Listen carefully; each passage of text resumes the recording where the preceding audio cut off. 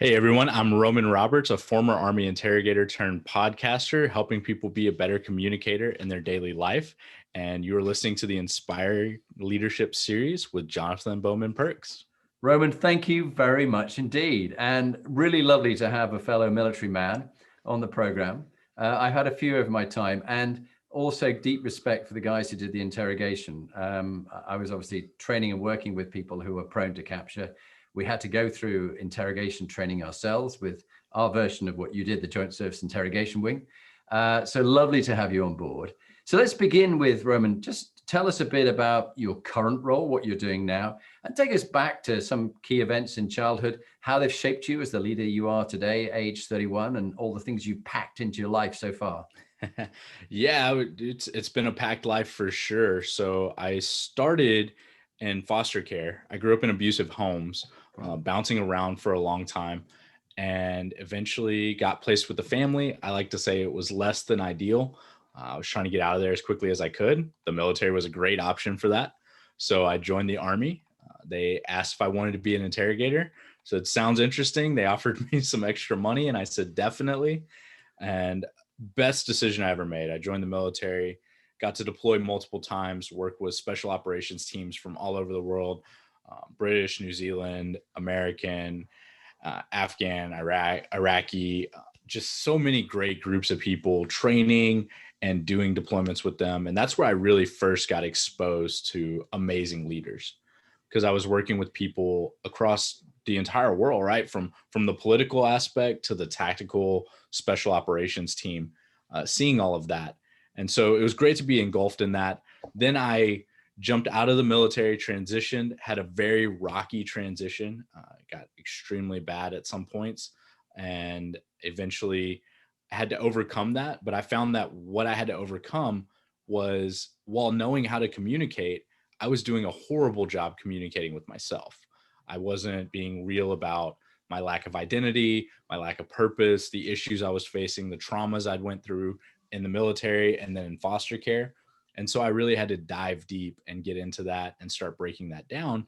And I found through that people in general need help with communication, whether it's at a business level or a personal level.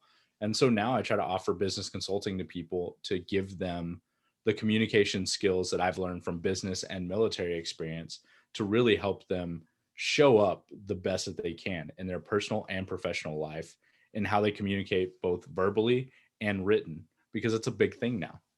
Yeah, wow. And you just shared a huge amount there, which I don't want to step over completely, but and of course we can't go too deep because we haven't got the time for it. But I just want to acknowledge that. So my wife set up a charity for vulnerable girls who've gone through abuse, modern day slavery, trafficking, mental health issues. And so I'm very aware of people in some of the foster homes and the abuse that they've gone through. That's a little thing you stepped over. What did you, in that abusive environment, and I don't want to take you back there too deeply, but what was your big learning which has helped you now, age 31, from being in such a really challenging time? Yeah, I say it when I go speak to different foster homes and different children. It's really three parts: love yourself, love Mm. others, and let others love you. So the biggest mistake that I made was that I painted everyone in a broad brush. I was abused, so all people are abusers. I didn't feel love, so no one loves me, right? And when you paint in those broad strokes, you miss a lot. And so realizing that even in the midst of some of those darkest times, I had caseworkers who loved me. I had people who loved me and wanted to see me succeed still. And even in as I went further along, right, my wife dealing with me transitioning and all of those issues, like, she loved me in those dark times. Like, no matter how dark the time is, there's always someone that loves you, and you have to realize that. And even if that person is just God or your higher spiritual being, whatever that is, right, there's always some form of love. So you need to accept that, and you also need to be pushing that love out. I'm a big believer in, you get into the world what you give to the world. Well, that's a fantastic attitude to have. And let's just also touch on, when you left the military, a lot of the demons came back. And we find in the UK a number of very fine servicemen I was in the Scots Guards. I served with them a couple of years. I did airborne training while I was there with them. And a number of the guys who served in the Falklands War were in my platoon, but many of them had PTSD and mental health issues. And so some of them ended up on the streets, drinking, meths and all sorts of problems like that, and falling into really bad places, dying young. What was your learning from that horrendous transition? And I think you got bad at some points. Just give us a bit of a flavor. Yeah, I mean, it got really bad. There was actually at its peak. I mean, my wife and I was drinking probably a bottle a day from dawn to dusk kind of thing. I was, dipping 2 cans of Copenhagen a day. I was, just thinking that I had lived this macho bravado and all this different stuff. And it got to a place where I was so afraid of everything around me that I actually stepped out of my wife, out of our relationship. I stepped out of our marriage. I was at a place where at the darkest, I almost committed suicide. I had the Glock in my mouth kind of thing. And it's dark, but the thing that I learned is that if you want to pull yourself out of it, you will. It gets so easy to get caught up in that I'm a veteran or everything's bad mentality. But if you can find a way to start slowly looking to pull yourself out, you can. And that was for me. Like, I didn't do it all overnight. Like, it's been years in the making and it's still happening, right? Like, I'm still learning and growing from it. But, I said, this is not how I want to live. I want to live differently. And I started by getting therapy, talking to therapists. I stopped drinking. I seriously reduced how much I drink. I changed the lifestyle that I was living. I stopped being a victim and just sitting on my couch and saying, everyone should respect me as a veteran, to saying, what am I doing to show people that they can respect me? Right. Yeah. And once you really change that mindset, everything starts to slowly change along with it. Fantastic. Well, congratulations, because, having been in a dark place and been suicidal myself too, from a combination of various things, I respect someone who's turned it around. And I found through daily routines and the mindfulness and fitness and food, I do intermittent fasting with my wife. Yep. And the support and love of my wife and therapy has made a huge difference. So yeah, really respect what you've been through, Roman. Let's talk about one of the proudest times of your life and maybe one of the darkest times of your life, and what you learned from both those two imposters. Treat them just the same, as Kipling would say. I love it. I love it. No, I think my proudest moment, and I have a picture of it, and a friend of mine caught it, and I have another version of it here, and I'm looking at it right now, is my son being born. I was told that we wouldn't be able to have kids. Both my wife and I were told we wouldn't be able to. After everything that happened to us, almost losing our marriage and everything, we had our son. And it was a proud moment because I'd never had that growing up. I never envisioned that for myself. And here I am getting to experience that. And, I don't have a lot of pictures of me as a kid. I'm slowly starting to get more from finding them because I reconnect with my biological sister. But the point being is that I see me as a child every day and my son growing up, and I see an opportunity to make a better tomorrow. I mean, we all complain, especially if you've been keeping up with US politics. Everyone has their take on what's going on out in the world right now. But for me, I just see it as an opportunity to make a difference in the world. And I truly believe that one person can make a difference. Yeah. And so getting to have a son is almost a continuation of that. Well, congratulations, Roman. And I relate to that because my wife and I recently had a granddaughter, and baby Grace, born in January, and that was very exciting. I love it. So I'm a granddad. But you mentioned also, and I don't want to step over this, meeting up with your biological sister. How special was that, and what was a highlight for you? Yeah, my wife did that. My wife is, you give my wife a name and a location and she can pretty much find anything. Like the government should seriously hire her. She's great at it. And it's funny because I'm an interrogator and she's like, I can find people way faster than you. I don't, you just have a knack for it. And she found my sister after I went and spoke at the foster home I grew up at, and a couple of back and forths between the two of them. and eventually we all connected and met. And yeah, it was an amazing feeling to know, hey, I have a sister out there, I get to meet her, that my wife was so invested in my life and my family beforehand, and all of this, that she took the time to do that. So yeah, I mean, I guess I would probably be a tie moment for proud, because it was a culmination of everyone's love, right? My sister's love to keep looking for me, my wife's love of me to do that. So that was just a huge like love moment, to not Yeah. sound too cheesy. Yeah, no, I think it's incredibly special, and obviously being a child in a foster home, knowing what you know now and all the work you've done on yourself, and the training you had as interrogator, and the consulting you give as communications. Let's imagine going back to visit that foster home and seeing the young Roman in that difficult situation. What bit of advice would you give yourself? Yeah, I mean, not to repeat the love piece, but I do think that's critical. But I also think that the love piece goes a little deeper to communication, right? Like you have to be willing to open up and talk to people. And me as a child, I like to say I was a chameleon. Like I was just doing what it took to survive, right? And if you look at Maslow's hierarchy of needs, like survival is very paramount, right? Food, water, shelter. Like before we can do self-actualization, all those other things, we have to achieve that. So I think a lot of foster children in general, and me specifically, was very much trying to survive. So realize that survival is a little bit easier when you have people around you, when you have a tribe, right? Like we as people, humanity, strive for tribes, even down to like the mammal, like an animal level, animalistic herds, packs, tribes, whatever you want to call them, like they exist. So you can't have that unless you communicate. Now, I'm not saying conform to the tribe or the group, but I'm saying very much so. You need to communicate and have open dialogue, expressing your feeling, expressing your likes and dislikes. And I never did that as a child. Yeah, but I can understand why, when it's not psychologically safe, how can people open up? You go, hang Exactly. on, I get to understand how things are around here. And if you're going to survive, this is the way to survive. I watch him, and I saw them do that and go vulnerable, and they got beaten up. It's not worth it. So I do respect that. Let's go around the inspiring leadership compass, beginning with moral quotient. You've seen some evil, bad bastards, both in foster homes, and also enemy combatants that you've been dealing with, doing quite evil things, terrorists and things like that. But also people in the military who themselves are probably on the what I call the narcissistic personality disorder spectrum. Very much so. We just happen to put them in uniform, and that makes them even more dangerous. Or we make them presidents, whatever you do. It's just they have these traits. Back to moral. What if there were two or three values that you live by?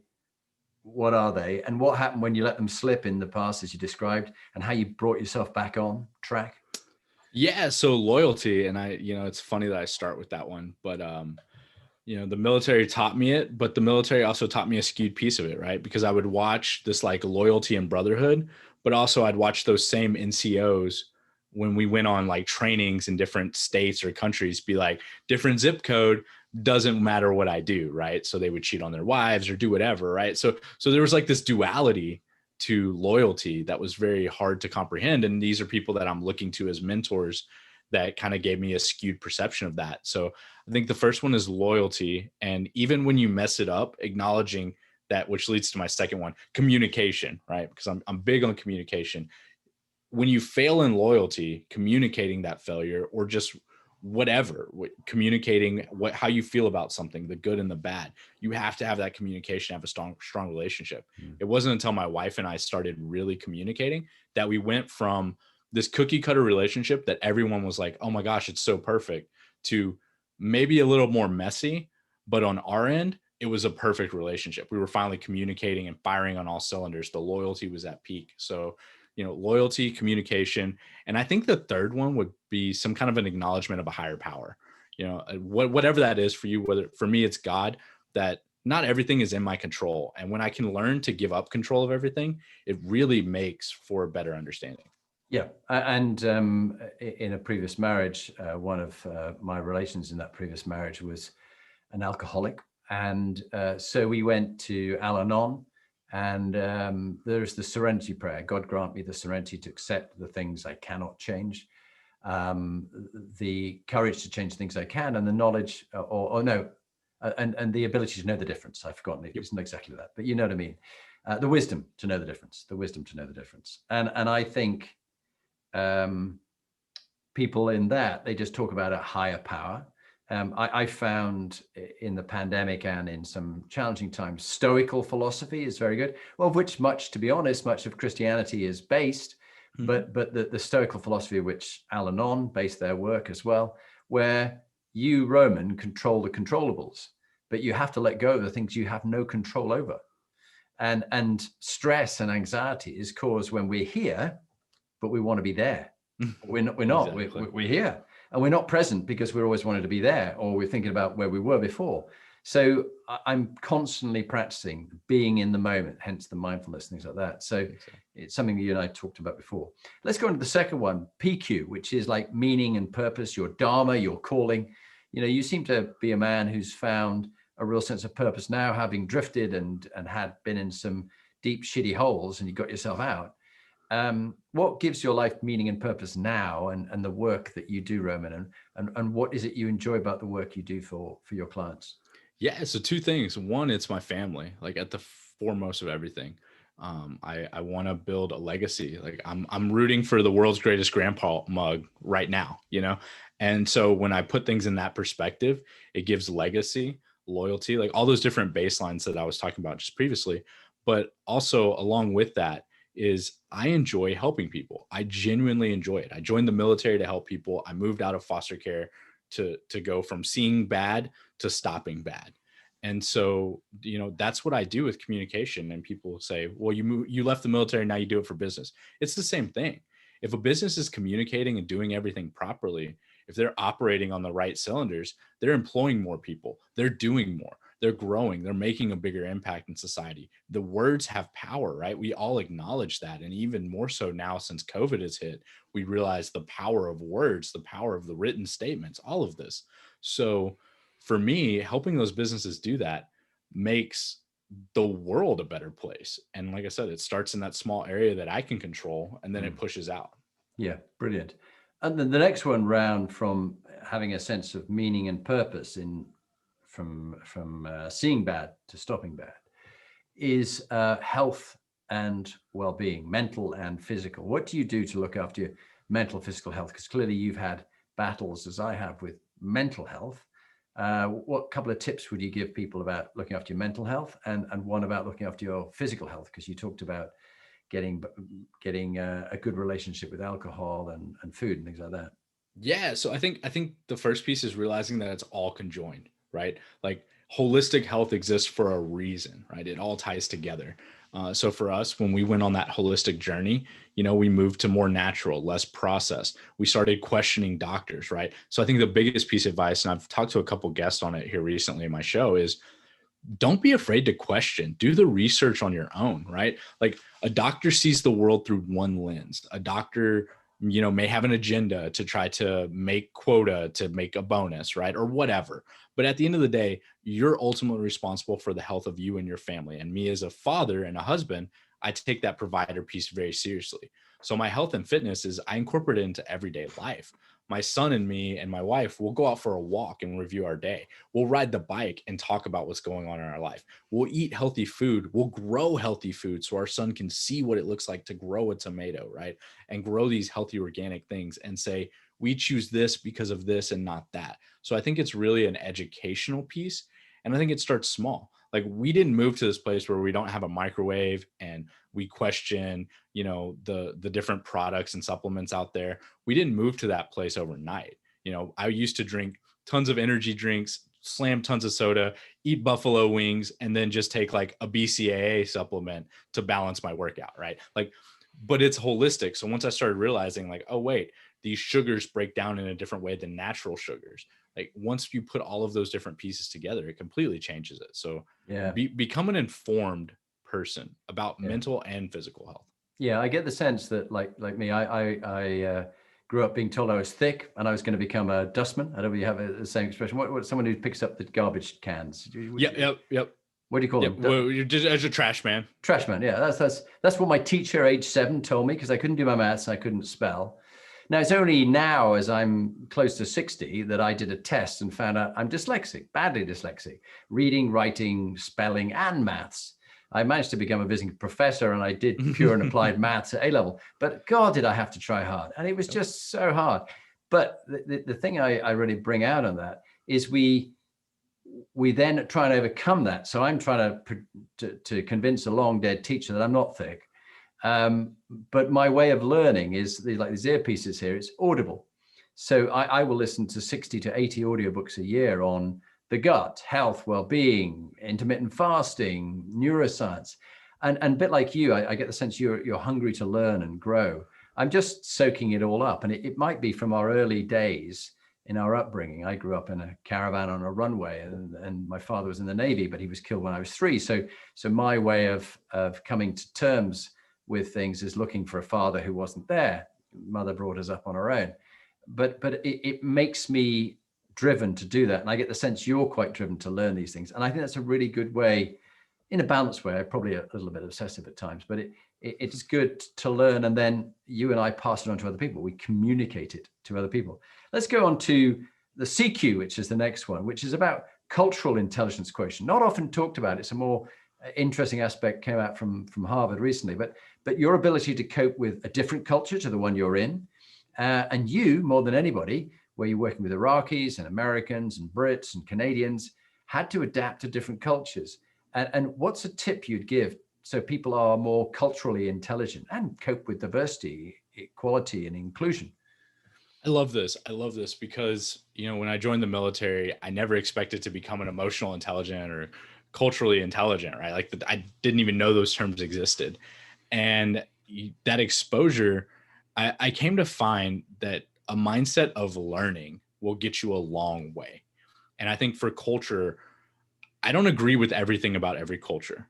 I don't agree with everything that every person says. Like fundamentally, we're just not going to. That's not going to happen. But if I can come from the standpoint of learning and wanting to understand it, and people will go, well, no, that I don't have to pander to that. Hear me out. What I'm saying is when you do that, if your stance is, I want to challenge that person, well, you can't even challenge them until you understand them.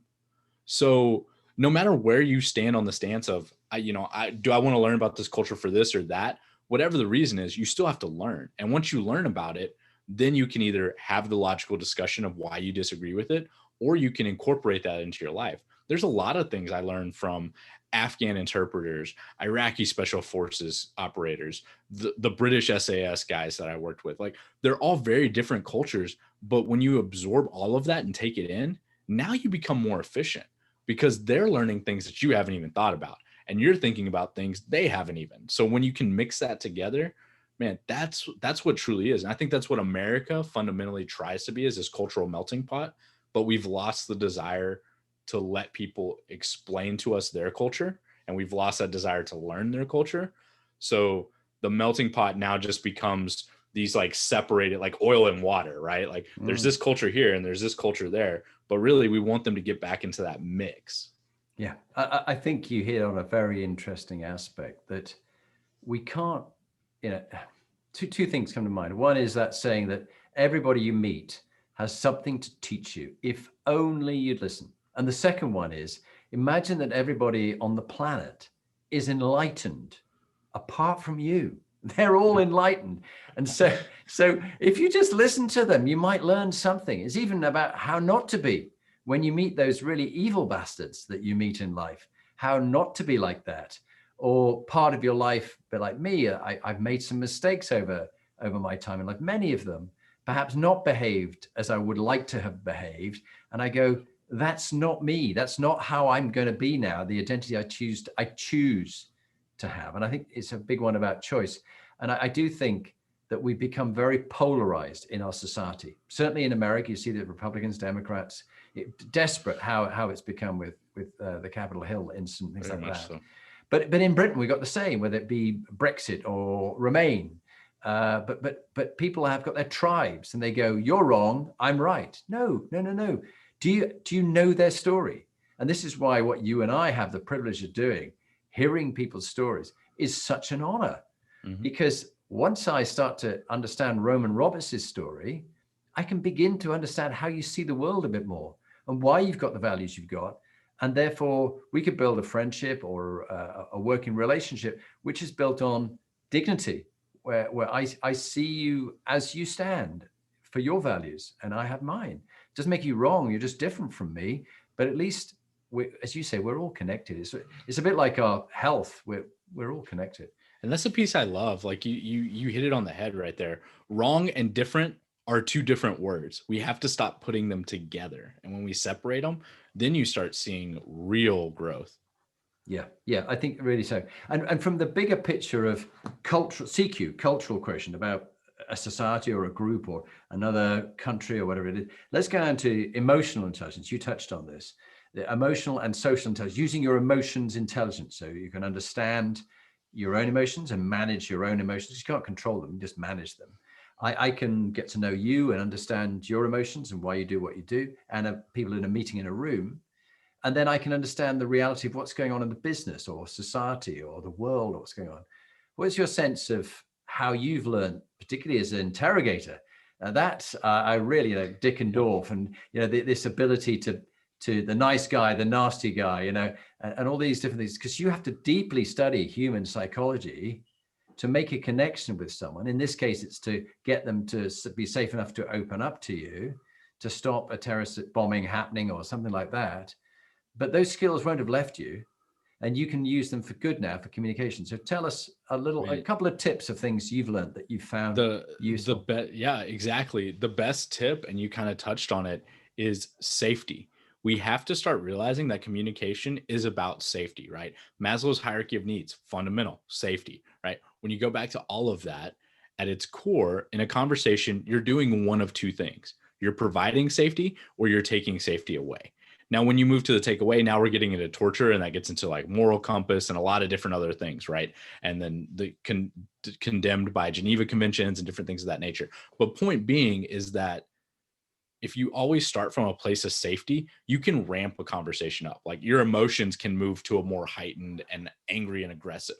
But if you start at angry aggressive, it's really hard to bring it back down, right? Like if you're a parent, go yell at your kid about something and then see how they act for the rest of the day, right? It impacts the way people think. So from an emotional intelligence point of view, we have to stop thinking of strictly, like you said, controlling and reeling in these emotions. We have to realize that managing them and creating safety is the key part of it. If you can create safety, the emotions will fall in line, because when a person feels safe, they'll tell you if they're sad. They'll tell you if they're angry. They'll tell you how they feel, because you've created a space where they feel able and willing to do that.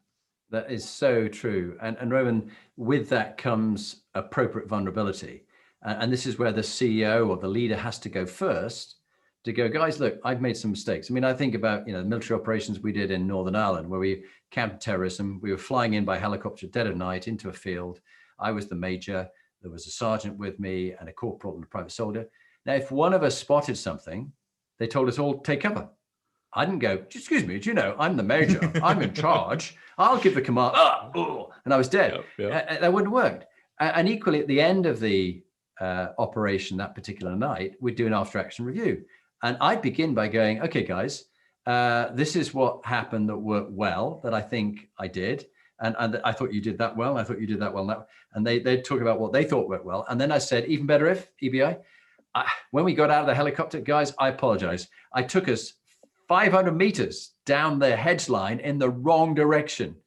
And we had to turn around. I realized I got it wrong. I apologize about that. And we came back. And then the private soldier would say, I did this right, but I could have done that better.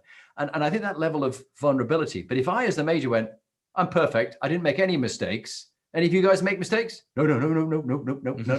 So it just doesn't work. And if a CEO isn't open to 360 feedback and communications from you when you spot what they do and what they could improve, that the organization's sunk, because everybody then starts lying and you get good news culture and failure is not an option. And then failure does happen by osmosis because they're not talking to each other. They're not communicating. What's your thoughts? Exactly. Yeah, no, I completely agree with that. I think for me, the biggest thing is that everyone thinks they're so great at communicating, like, except that you're not. 90% of people are not great communicators. That's not an insult. That's just the example that I always use is breath work. You can hire a breathing coach and they'll tell you right off the bat, like, hey, you're breathing too much through your nose or too much through your mouth or whatever, right? The same is true for communication. You've been doing it for so long, X way, based on how you were brought up, based on your tribes, your culture, all these different things, right? And now you're trying to suddenly become emotionally intelligent and interact with all these different spaces, but you haven't changed a single thing about how you communicate. So until you change that baseline to get it right, and then do exactly what you say. So I call it 3 pillars, right? Conversation is planning that conversation, which goes into knowing yourself, understanding how you communicate, understanding how others communicate. The second is creating that safety in communication, right? And again, you can take it or you can give it, right? So that gives both realms, but you have to have safety to have anything. And then that third point is exactly what you touched on. You have to review your conversations from talking to the coffee barista all the way to talking to the CEO of the merger you're trying to do. You got to review all those conversations and say, did I do what I intended to do? Did I meet my goal? Did I achieve the conversation that I wanted? And it can be as simple as the lady at the coffee shop didn't think that I was a total asshole, right? Like that's fine if that's the goal of it. Or it can be as complex as, did I shave off 32% in this merger? Did I make them feel like they got the win when really and truly I got the win, right? Like whatever, but be real about what that is. Then you can have a real conversation. That's brilliant. I love it. And going from the learnings in emotional and social intelligence with planning, creating, and reviewing the conversations that you have, you've had a lot of experience which requires great resilience against adversity, and that's RQ, which is the third to the last of them. What's been your tip about learning to bounce back from failure and setbacks and disappointments, and what tip would you give to those listening? You got to forgive yourself. It starts Mm. with forgiving yourself, whether it's, you blew a $1 million deal, or like I've made $1 million mistakes, or you thought about putting a gun in your mouth and stepped out of your marriage, right? Like you got to forgive yourself, because if you don't forgive yourself, then you're just harboring that into you, right? And I can get into the neuroscience piece, how it affects the way that you think moving forward. I can get into the health piece, how it affects your gut health, that you have these unresolved issues, right? Like there's so much to it. But at the end of the day, what that means is you're not operating at peak performance. And we all want to be optimized. We all want to be peak, right? So in order to do that, forgive yourself. Acknowledge that you make mistakes, because you're human. We all do. Every role model you look up to makes a mistake. So forgive yourself and move forward from it. Take the lessons and move forward. Yeah, that's so good. And one of the questions I ask the CEOs I work with is, when was the last time you personally were dead wrong? And I wait. Now, the good ones will go, do you know what, Jonathan? I make mistakes all the time, every day, learning from them. The really ones that worry me a lot go, let me think, was it 1978? I really can't think of a time I was wrong. The second question, if they do get to admit that when they do make personal mistakes, was how quickly did you realize you'd made a mistake? And the follow-on was, how quickly did you do something about it to resolve it and make up with the others for the mistakes you made? And I think, as you said before, we've got to get people to have that appropriate vulnerability to admit that they're human, and to be human is to err. And we're always work in progress. Leaders are never finished. I think someone describes it as the incomplete leader with a complete team. You're never Perfect. complete. Let's go on to the last two of Around the Compass, which is a brand, reputation, image, and impact, BQ. What have you done to get 360 feedback on how people experience you, feedback from others, so you can continually keep learning and improving? Because that seems to be a theme for you: learning, improving, growing, Roman. Yeah, I mean, so for me, communication, right? So I'm just like blunt. I'll hit them right over the head with it. Tell me what I'm doing right. Tell me what I'm doing wrong. Whether it's inside of businesses, inside of consulting, inside of podcasting, like I constantly open myself up to that. Now, how often people give it to me, that's also their choice, right? Like they have their own side that they have to work through. But I make it very clear that I constantly want to be receiving that. And anytime I get it, I show it, right? So if I have good feedback on the podcast, I'll show it. But the other day, someone said, hey, I don't like 10 minutes. And I said, okay, I understand that. And, what if I did more 10-minute episodes? Okay, cool. So now I'm starting to look at making more 10-minute episodes to give someone more exposure to that content. And that's really what it is. Like, you have, like, back to that vulnerability, you have to create the safety and confidence in your own identity that people can come to you and say, I don't like that you did this. And then you can say, do I acknowledge that? And that's something I need to change? Or is that just an opinion, right? Because the other piece of brand is knowing when you need to change to the masses and when it's just an opinion of people, right? Because the other end is we're so afraid of cancel culture that brand has become this very cautious thing.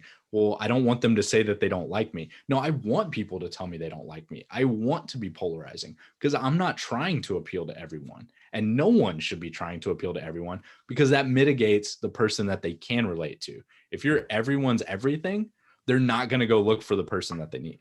No, and that's exactly right. And what I've aspired to do is be a niche within a niche. So for mine, it's inspiring leadership, but it's specifically about CEOs and people aspiring to be senior leaders in their particular roles.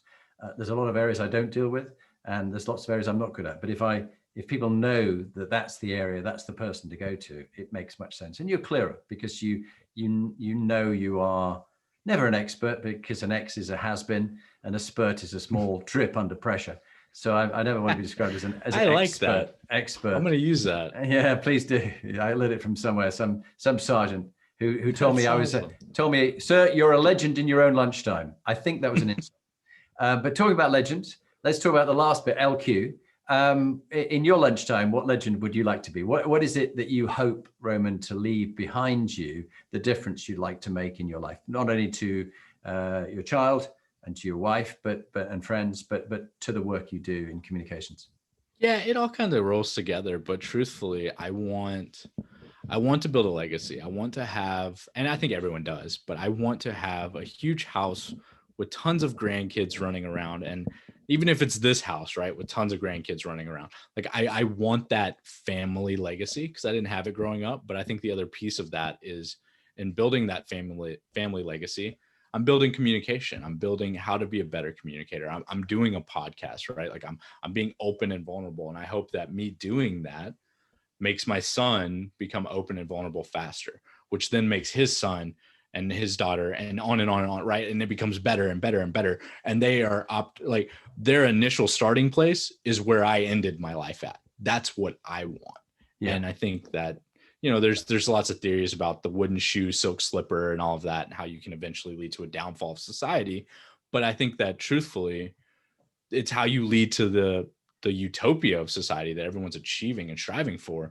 Like when you really say, I want my family to be the best. I want the people involved with me day to day to live their best lives. Like that's the legacy I want. Roman helped everyone he came in contact with live their best life. Fantastic. Lovely legacy.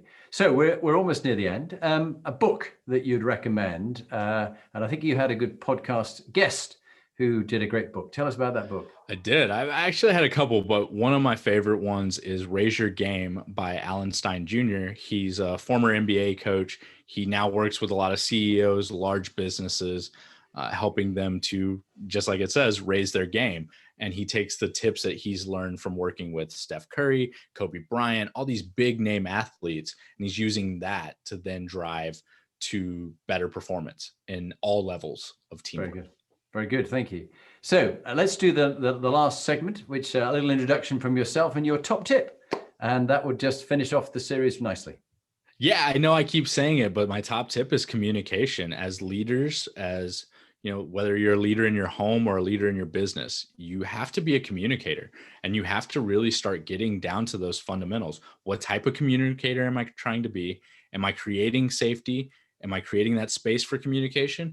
And am I constantly reviewing my conversations to make sure that I'm keeping that space at the forefront?